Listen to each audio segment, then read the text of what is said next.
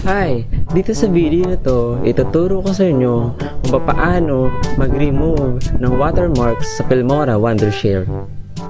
Una, kailangan nyo munang i-download.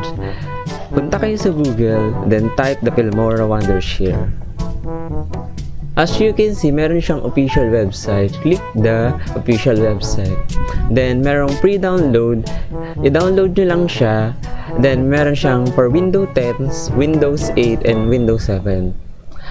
So, ibig sabihin, madadownload nyo siya using Windows lang. Once na na-download nyo na yung Filmora Wondershare, all you have to do is to import media files. In this area, so click the media here. So, then import media file. Then, hanapin nyo lang yung mga videos or yung videos na gusto nyo i-edit. Tanggalan yung watermark. For example, I want this pixel videos. Then, i-open mo siya. Then, click the videos and drag mo lang siya hanggang dito. So, once na nag-drag mo na siya, then, mamimili sa'yo ngayon ang Filmora Wondershare ng resolution na gusto mong gawin. So, minsan, meron siya mas mababang resolution, pero ang hinihingi kasi ng resolution ng YouTube is yung pinakamababa niya is 1920 by 1080. So, click here. Then, once na na-click mo na siya, so, ma-enter lang natin, makikita natin kung gumagana ba yung videos. Then, kapag gumagana yung videos, as you can see, wala pa yung watermark. Pero, pagkakaroon siya ng watermark, once na na-save mo siya, paano ba natin siya i-save or tanggalin ang watermark? So, export lang natin. Click export.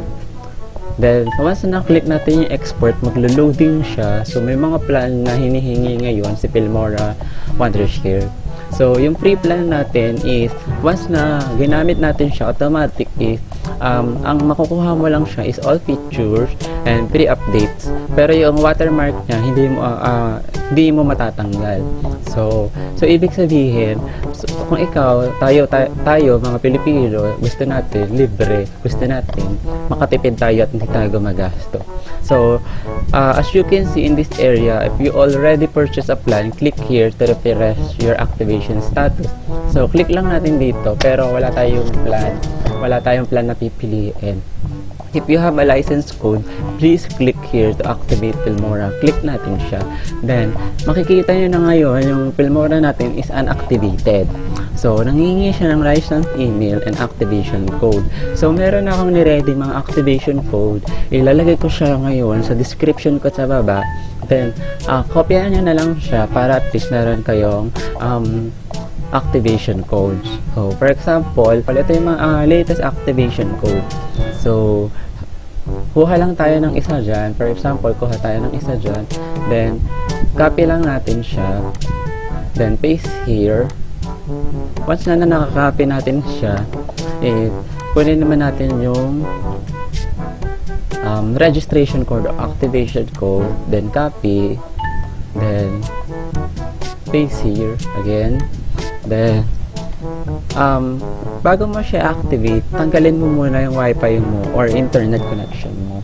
So, patayin mo muna siya, dapat wala siya. So, ako, LAN cable ako, kaya kailangan ko muna tanggalin yung LAN cable ko. So, as you can see, hindi na siya connected. So, meron siya dito sa area na to. So, not connected na siya. So, activate natin si Filmora. Once natin na-activate natin yan, Wondershare Filmora has been registered. Then, click OK. Then, may lalabas yan, automatic na ganyan. Then, close lang natin siya. Then, export again. Then, kung ano yung gusto mong name na video. For example, no watermarks. Or, kung ano gusto mong name, depende sa'yo. Nakadepende naman sa'yo yan. So, export lang natin siya. O saan natin siya ilalagay? So, kayo na po bahala. Export lang natin siya. That's once na nagraran siya, ibalik lang natin si internet connection.